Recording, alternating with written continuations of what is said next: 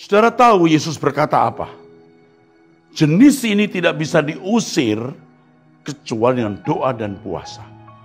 Ada masalah-masalah yang tidak bisa diselesaikan hanya dengan doa, harus dengan puasa. Kesempatan yang baik pada bulan puasa dari tanggal 24 Maret sampai 22 April kita akan doa puasa.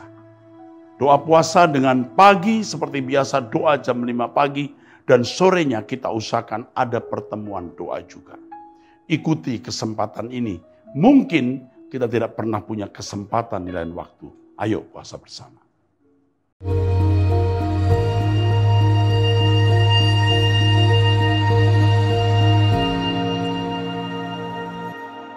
Shalom saudara, kita kembali mengikuti Abam. Kita memasuki episode 558 dari pria usia 18 tahun, single mahasiswa.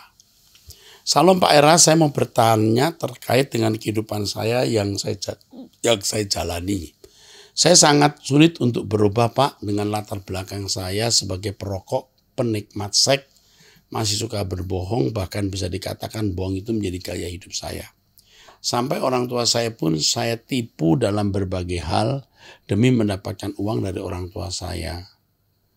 Sudah mengikuti program GSKI, doa pagi, SK, dan lain-lain. Tetapi itu hanya sekedar lewat begitu saja. Saya bahkan suka tidur saat ibadah dan banyak hal yang saya lakukan itu menyakiti hati Tuhan. Saya juga bergaul dengan teman-teman yang tidak bisa mengubah saya, tapi mereka membawa ke dalam banyak hal yang membuat Tuhan sakit hati. Saya mau menjauhkan mereka, tapi saya takut dimusuhi saya. Saya takut dimusuhi. Saya mau hidup benar, tapi ketika saya mengingat bayang-bayang masa lalu saya merasa tidak layak dan sulit untuk berubah, Pak. Apalagi dengan sekitar saya sekarang jadi sulit untuk berubah.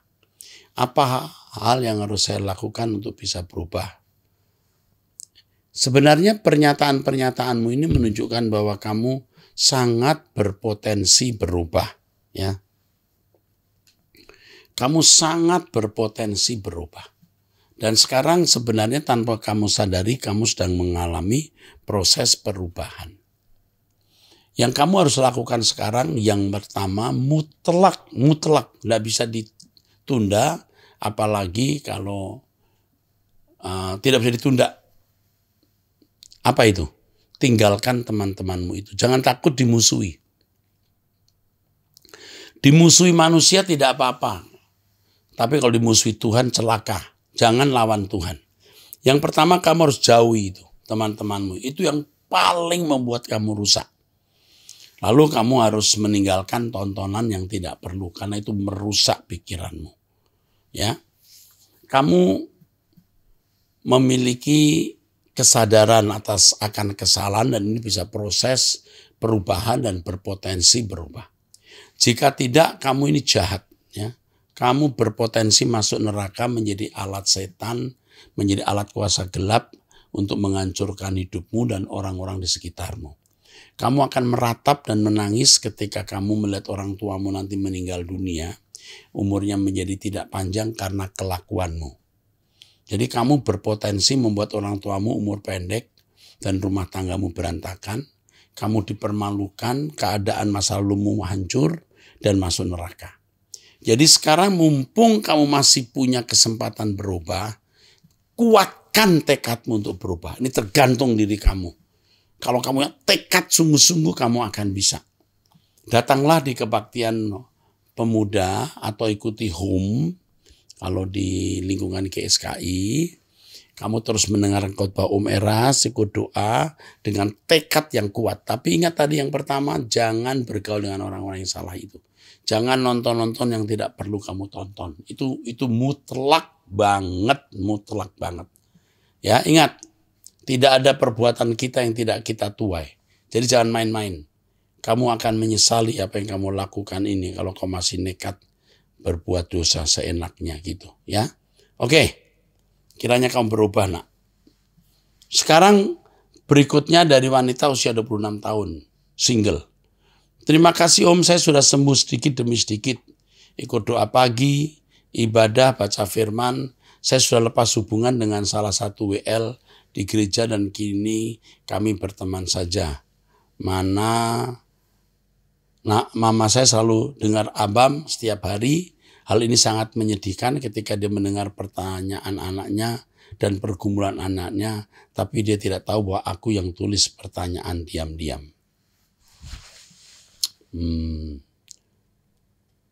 Ya, jadi mama suka dengar Abam setiap hari. Hal ini sangat menyedihkan ketika dia mendengar pertanyaan anaknya dan pergumulan anaknya, tapi dia tidak tahu bahwa aku yang tulis ini pertanyaan diam-diam. Oke. Pertanyaan saya mendengar banyak sekali di Abam, pria yang menyakiti wanita dengan kejamnya dan tidak mempedulikan anak, termasuk kedua papa yang pada saat muda dan kuat, termasuk kedua papa saya yang pada saat muda dan kuat memukul mama saya dan menganggap kami anjing. Dengan banyaknya kekerasan pria terhadap wanita, apakah salah jika perempuan memiliki hubungan sesama jenis dengan perempuan dan tidak saling menyakiti? Di mana perempuan itu di-treat as a queen, ya, dilayani seperti seorang putri, dimanjakan, disayang, dipenuhi dengan dari segi ekonomi, dibanding dia harus hidup dalam neraka bersama lawan jenis atau pria. Salah besar. Hubungan sesama jenis yang mestinya dengan lain jenis ini salah besar. Ya, jangan sentuh dosa itu. Kamu tidak akan masuk surga. Karena kita mengatakan itu. Tidak akan masuk surga. Kalau orang berkeadaan punya kelainan seks, ya udah. Tapi jangan praktek. Ya, karena itu akan mencelakakan. 2. Apakah Bapak di surga senang jika melihat anak perempuannya disiksa bersama laki-laki daripada hidup dikasih oleh seorang perempuan? Kamu tidak bisa menutup kesalahan atau dosa dengan dosa, atau tidak boleh menghindari keadaan sulit dengan melakukan perbuatan dosa. Saya tahu benar bahwa firman mengatakan hal ini tidak seharusnya dilakukan, terlebih seks sama jenis. I know I'm safe by His grace. Hanya saja logika ini mendorong saya untuk berpikir realita. Itu berpikir realita yang salah. Dan yang kamu katakan ini sebuah pembenaran diri. Banyak teman perempuan saya yang lesbians. Mereka sangat-sangat tersakiti oleh papa mereka dan itu sangat wajar. Ketika mereka di-treat as an animal by a man, ya, diperlakukan seperti binatang oleh laki-laki, mereka akan pergi ke wanita yang treat them as a queen. Belum tentu juga as a queen. Nanti ada saatnya perempuan juga menyakiti perempuan. Kamu jangan ngawur, ya. Tidak semua perempuan men-treat sesamanya as a queen, ya. Belum tentu. Mula-mulanya begitu, belakangan belum tentu. Jujur saya capek saya menulis ini sambil nangis. Saya sekarang disayang sama seorang wanita yang sudah seperti pacar saya. Saya sudah curiga kamu tulis begini ini. Dia sangat baik, sayang, ke gereja sama-sama, paham dasar-dasar firman, tidak mau seks atau mencium saya, sedangkan saya pernah didekati laki-laki, pinjam uang terus hilang. Baik tapi bodoh, tidak smart. And this 22nd June saya sekeluarga pindah ke US Terima kasih Om Eras for everything, buat perjuangan dan mata Om Eras mendoakan kami. Love you Dad, I love you too. Buset, dia panggil saya Dad nih. Thank you, I love you too. Ya oke deh, aku gak bisa ngomong nih. Tapi kamu sudah tahu apa yang baik. Tuhan melindungi kamu sayang. Ya. God bless you dear. God bless you. God protects you, okay? God always be with you, yeah. God is our stronghold, our defender, yeah. Our shelter, our shield. Okay, be strong in the Lord. Amin. Dari pria usia 45 tahun sudah menikah. Salam Pak Eras. Saya baru masuk Kristen kira-kira setahun yang lalu dan mulai belajar lewat khotbah. Doa Pagi, dan juga dari lagu-lagu Pak Eras. Kami mempunyai anak laki-laki tunggal usia 16 tahun. Ya banyak kebiasaan Pak, seperti musik, olahraga, dan banyak dan lain sebagainya. Banyak. Akan tapi jari-jari dan perkataannya suka membuat dia seperti mencari musuh di luar Pak. Di lingkungan teman di mana aja. Tapi terkadang juga lembut. Sekarang sudah kelas 11. Tapi seperti banyak musuh di mana-mana. Terasa seperti serba bisa, unggul, menjadi sombong, berbicara melebih-lebihkan. Saya belajar dari Pak Eras bahwa kita harus belajar untuk diam, mau dilecehkan, dikatain, dan lain-lain. Diam saja, tidak perlu membalas. Tidak boleh sombong. Saya khawatir Pak, suasana di sekolah tidak kondusif.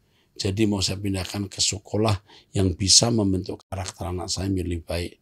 Tolong bantu Pak, terima kasih. Kelas 11 ya. Jadi dia kelas berapa ini? SM. Ya. Oke. Kami punya Ekumene Christian High School. Ya. Tapi ini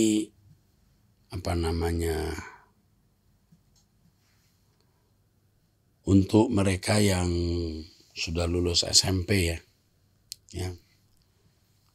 Saya bisa menyambut anak Bapak jika memang memiliki kualifikasi ini. Dan kami menyediakan asrama juga. Ya. Saya baru masuk Kristen setahun yang lalu. Jadi sebelumnya agama apa ya? Dan saya salut, pria ini sudah memiliki naluriah Kristiani yang baik. You bertumbuh dulu, kamu bertumbuh dulu, nanti anakmu akan ikut. Kamu bertumbuh dulu, ya. Nanti anakmu akan ikut, ya. Nanti kalau sudah lulus dari ini, sekolahnya bisa masuk ke Ekumene, ya, Christian High School, sekolah atas, ya. Tuhan menyertai Anda. Tetap ikut Tuhan Yesus karena Anda memilih yang tepat. Ikuti Truth ID terus dan doa bersama dengan saya dan saudara akan bertumbuh dalam Tuhan. Oke. Berikutnya dari ibu usia 45 tahun, ibu rumah tangga sudah menikah ya. Pak, saya putar ulang khotbah Pak Eras saat acara Firman Allah hari Senin di YouTube. Acara FA hari Senin di YouTube. Oh, acara FA ya, Family Altar kali. Wah Pak, seperti aliran air menyirami tubuh saya dan seperti air segar masuk ke dalam tubuh saya. Saya sangat dikuatkan ya. Sangat menguatkan saya Pak.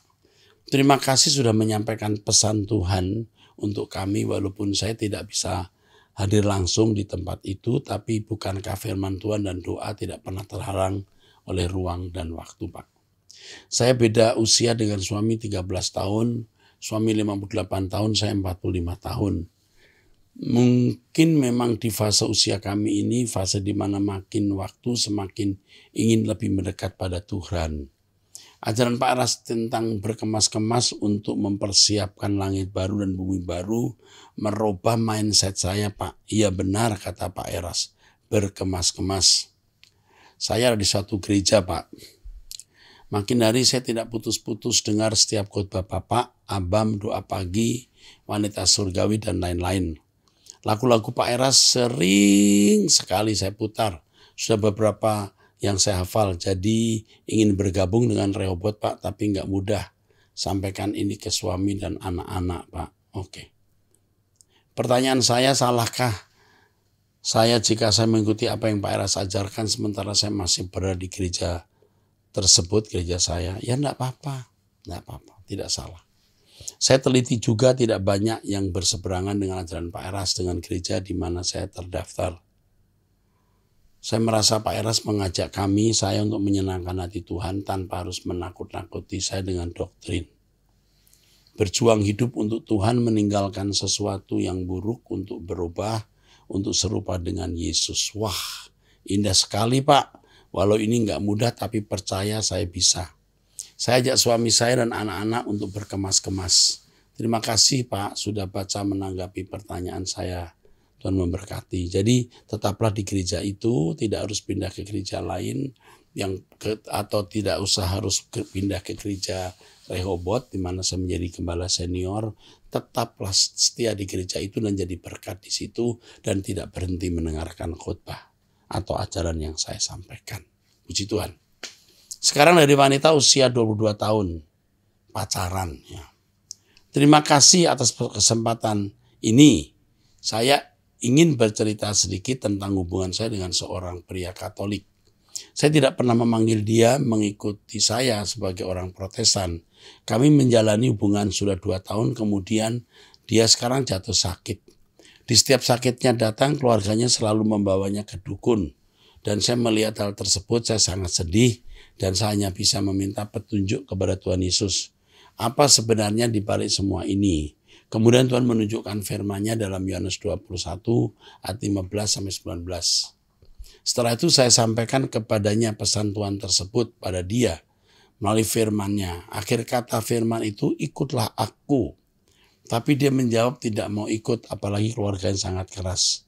Yang saya tanyakan apakah saya salah jika mengajaknya belajar semata-mata ajaran Yesus saja, dan apakah saya harus meninggalkan dia? Terima kasih. Yang pertama, kamu bagi kebenaran tapi tidak harus melanjutkan pacaran. Jadi sahabat dulu. Dengan kondisi seperti ini, keluarga seperti ini, dan kebiasaan ke dukun ini mendatangkan kutuk, dan jangan menikah dengan pria yang hidup dalam kutuk. Kalau menurut saya kamu berhenti pacaran dengan dia. Berteman boleh, pacaran tidak. Dan kamu tetap mencari Tuhan dan membagikan kebenaran ke dia. Ya, ikuti nasihat Om Eras, kamu akan menyesal kalau kamu tidak ikuti. Masih banyak pria lain. Ya, bukan memutuskan hubungan persahabatan, hubungan pacarannya. Nah, kalau suatu hari dia berubah jadi manusia yang baik, bisa diteruskan pacarannya. Lagi pula kau masih umur 21 tahun kan? Masih muda, ya masih panjang Pak perjalananmu. Tuhan memberkati. Dari pria usia 46 tahun sudah menikah wira swasta. Salam Pak Eras, mau tanya arti haleluya, apa kata di belakang menunjukkan kepada Yahweh? Benar, Yah itu Yahweh. Jadi haleluya artinya let us praise Yahweh. Jadi kalau ada orang berkata nama Yahweh nggak disebut-sebut loh. Haleluya itu juga Yahweh. Memang ada masa di mana orang Israel tidak menyebut nama Yahweh, tapi dengan nama Adonai atau Hashem. Tetapi haleluya, Yahnya itu Yahweh bro. Udah cukup, thank you. Oke, dari wanita usia 43 tahun menikah dengan 2 anak perempuan. Salam, saya mempunyai suami yang baru bertobat di awal pernikahan kami. Kami berpacaran singkat sekitar 6 bulan. Saya bukan dari keluarga kaya, tapi suami dari keluarga yang berada. Pertanyaan saya, dosakah kalau mertua memberi pinjaman dengan bunga, sementara tidak pernah memberi modal kerja kepada anaknya? Hanya memberi rumah, itu pun nama mertua saya. Sehingga kalau kita pinjam bank dibatasi karena masih nama mama. Dosakah? Ya soal mertua, dosakah memberi pinjaman dengan bunga? Saya tidak tahu bunganya berapa persen, bagaimana perjanjiannya. Tapi yang namanya riba itu tidak boleh. Itu salah. Ya. Adapun soal orang tua yang hanya memberi rumah, tidak memberi pinjaman, tidak memberi uang, kamu jangan persoalkan itu. Ya, bermental bangsawan, tidak menggantungkan diri kepada orang. Jalani hidup asal ada makanan pakaian cukup, ya. Kamu rasanya tidak puas memiliki mertua yang kurang memberi perhatian. Sudah memberi rumah, sudah terima kasih lah. Tidak usah nuntut yang lain. Cari uang baik-baik asal ada makanan pakaian cukup, ya. Ikuti prinsip hidup Kristiani yang benar. Suami kadang tertekan melihat tingkah mamanya yang tidak pernah peduli kepadanya, padahal dia sedang berjuang untuk hidup benar di mata Tuhan, karena sebelumnya suami saya kacau hidupnya dari narkoba dan peminum. Ini suamimu masih menuntut. Sudah tua itu mestinya memberi bukan menuntut. Ya, tidak boleh. Ajarkan suamimu untuk tidak menuntut. Orang tua tidak memberi perhatian nggak apa-apa. Jadi pertobatan suamimu jangan dijadikan alat sandera. Mengancam, ini udah bertobat nih, pedulikan ya. Untung nih udah bertobat. Kalau udah bertobat nggak dihargai, nggak diperhatikan, itu kanak-kanak, tidak dewasa. Ya, tidak bermartabat tinggi. Dari saudara suami selalu meminta uang lewat pintu belakang kepada papanya, karena kita pengen hidup benar, maka kita tidak mau pakai cara itu.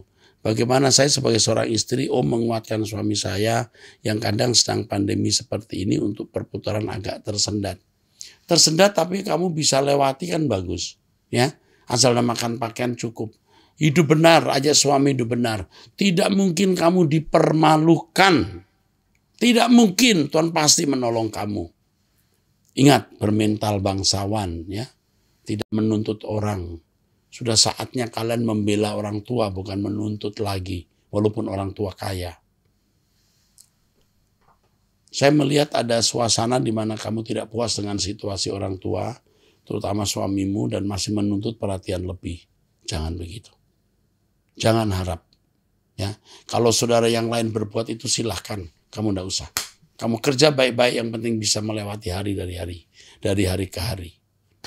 Sudah 2 tahun pandemi kita tidak bekerja lagi. Saya sering nonton ABAM dan saya tertarik jadi untuk berjemaat di gereja Om. Apa bisa via online? Bisa. Kamu bisa saya gembalakan via online. Ya, nanti dihubungi saja. Ya, kamu akan digembalakan oleh kami. Oke? Nasihat saya cukup ya. Kerja keras, jangan harap orang tua memberi. Oke, Tuhan memberkati kamu. Dari wanita usia 50 tahun, sudah menikah. Saya mau tanya, pada saat di gereja saya ada doa pengurapan. Terus ada beberapa orang yang tumbang, karena jamahan Tuhan. Yang saya mau tanyakan, pada saat jemaat rebah, kita diamkan saja atau kita doakan. Ada orang yang rebah karena Tuhan, ada orang yang rebahan sendiri. Ini susah dibedakan ya. Tapi kalau menurut saya doa pengurapan tidak bisa menjadi budaya. Yang mengurapi itu Roh Kudus bukan manusia. Akhirnya akan menjadi pengkultusan nanti. Jadi ke gereja supaya dicas seperti baterai dicas dengan diurapi. Nah begitu. Sekali boleh, 2 kali boleh, tapi tidak terus menerus. Ya, tidak ada ajaran Alkitab setiap kali ada pengurapan seperti itu. Tidak ada. Dan harus tahu apa itu pengurapan. Saya khawatir nggak ngerti maksud pengurapan. Ya, yang diurapi itu dulu itu raja, imam. Untuk tugas. Ya, untuk tugas. Tuhan memberikan pengurapan untuk tugas. Bukan tiap kali diurapi seperti baterai atau seperti baterai dicas atau seperti handphone dicas. Bukan begitu. Ya. Jadi kalau rebah ya tergantung. Kalau memang suka mau rebah ya biar aja rebah terus. Tapi kalau mau tertib ya disuruh duduk atau berdiri ya. Supaya kebaktian itu jangan hanya diisi dengan rebah-rebah begitu. Firman Tuhan yang penting. Oke. Dari wanita usia 60 tahun, single parent, suami sudah meninggal. Ya. Ada kejadian nyata baru-baru ini. Saya menjual tanah milik seorang ibu dan laku terjual. Ini seorang broker properti ya. Ibu ini taat, rajin ke gereja, berdoa setia. Yang bersangkutan menjual tanah cukup lama dan terjual dengan harga jauh dari pasar, bahkan separuhnya. Pembeli pengusaha kaya berduit. Setelah 4 bulan berjalan, pengusaha ini menjual tanah tersebut harga 2 kali lipat lebih. Pengusaha ini kalau boleh dibilang agak sombong. Ke gereja suka memberi gereja, tidak bersekutu, tidak baca Alkitab. Tapi yang menjadi pertanyaan saya, kenapa pengusaha ini bisa mendapat keberuntungan jual dengan harga tinggi? Keuntungan begitu fantastis padahal setiap orang butuh uang, jual tanah selalu ditekan harga rendah. Sedangkan kalau jual bisa harga tinggi. Saya bandingkan dengan penjual yang jual dengan harga miring. Apakah ini yang terbaik dari Tuhan? Saya merasa kasihan pada para penjual yang harga ditekan sedangkan pengusaha menjual harga tinggi. Aneh. Kenapa Tuhan tidak menolong yang berkekurangan, Pak? Tambahan, Pak, padahal penjual seorang rohani yang taat, setia, rajin ibadah, berdoa, bersekutu, baca firman, dan lain-lain. Sedangkan pengusaha yang seorang Kristen saja, kaya, makmur, ibadah saja. Apa yang membuat beda untuk Tuhan sehingga beda berkat? Kau baca Mazmur 73, Bu. Mazmur 73 menunjukkan orang fasik, sehat, gemuk, berlimpah hartanya, maka dikatakan senang selamanya. Jadi nyaris tidak punya kesulitan. Tetapi orang saleh malah kesulitan. Percayakah bahwa Tuhan itu bijaksana dan cerdas? Porsi yang dimiliki seseorang itu porsi yang tepat. Ya. Tapi kalau orang tidak takut Tuhan, bahkan fasik, jahat, bisa punya porsi sebanyak-banyaknya. Tetapi lihat akhir hidupnya. Jadi jangan lihat hari ini. Ini jual dapat nilai 5, di sana dapat nilai 12. Wah, yang 12 ini kok kenapa diberkati, yang 5 tidak? Kalau dia punya 12, dapat 12, dapat 20, bisa rusak. Jadi Tuhan memberi yang baik untuk keselamatan kekalnya. Jadi lihat semua harus dari perspektif kekekalan. Jangan dari lihat perspektif duniawi. Apalagi profit yang hanya berapa sih gitu loh. Nggak sampai triliun, nggak sampai miliar-miliar kok, ya kan? Jadi nggak usahlah ya dipersoalkan hal ini. Bersyukur kalau kita bisa menjadi orang yang mengenal kebenaran dan dipersiapkan masuk kerajaan surga. Tuhan memberkati ya, paham ya? Jangan mengukur sesuatu dengan pikiran dangkal. Harus dari perspektif kekekalan. Dari wanita usia 38 tahun sudah menikah, 1 anak laki-laki di Tangerang. Salam Omera, saya mengikuti khotbah-khotbah Om. Saya berterima kasih kepada Om karena sudah mengingatkan saya agar tidak terlibat dalam percintaan dunia. Seringkali saya mendengar khotbah Om tanpa terasa air mata jatuh karena sudah melukai hati Bapak selama ini. Pernikahan saya diawali pada hal yang salah. Saya terlalu mencintai suami saya pada masa pacaran sehingga setelah saya selalu kompromi walaupun dia telah banyak kali menyakiti saya di saat itu. Suami saya berasal dari keluarga dengan ekonomi menengah pada saat itu.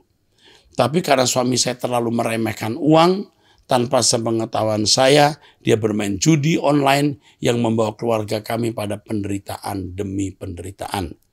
Rumah kami sudah dijual, motor, laptop, bahkan HP juga sudah turut digadekan.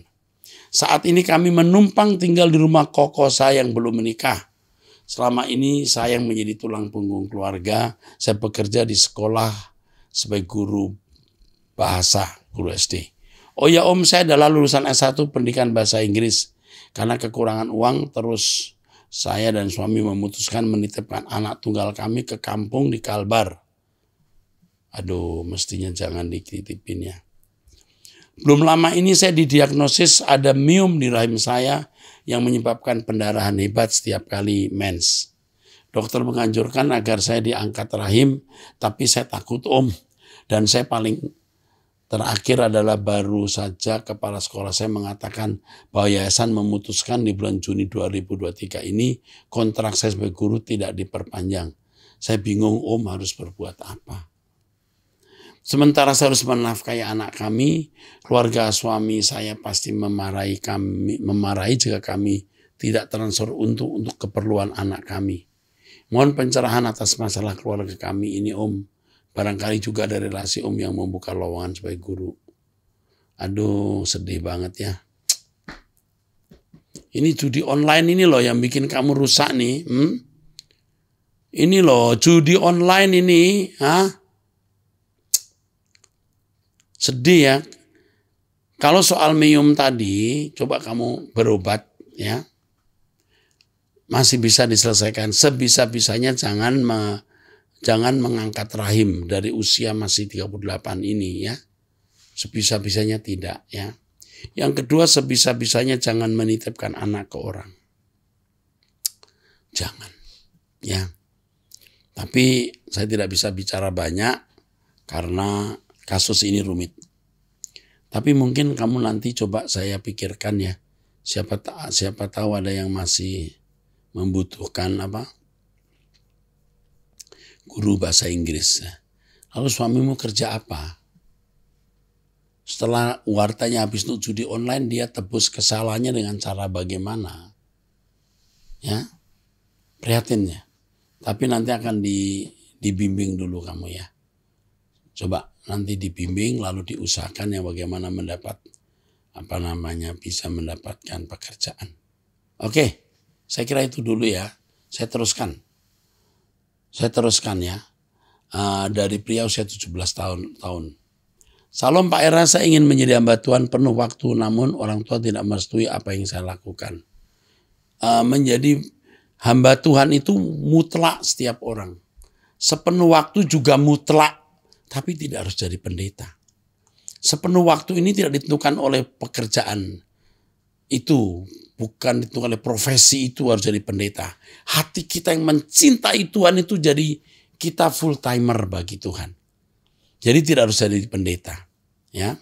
Beritahu kepada orang tua bahwa menjadi pendeta itu bukan berarti pasti miskin tidak bisa membalas orang tua. Ya. Banyak hamba Tuhan dan saya melihat hamba Tuhan yang baik pasti bisa membalas orang tua.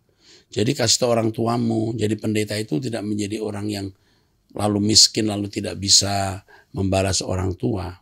Tapi untuk kamu menjadi hamba Tuhan tidak harus jadi pendeta. Sepenuh waktu tidak ditentukan oleh profesi. Harus jadi pendeta begitu. Tapi hati yang mengasihi Tuhan. Oke? Saya kira cukup itu. Sampai jumpa di episode yang akan datang. Tuhan memberkati.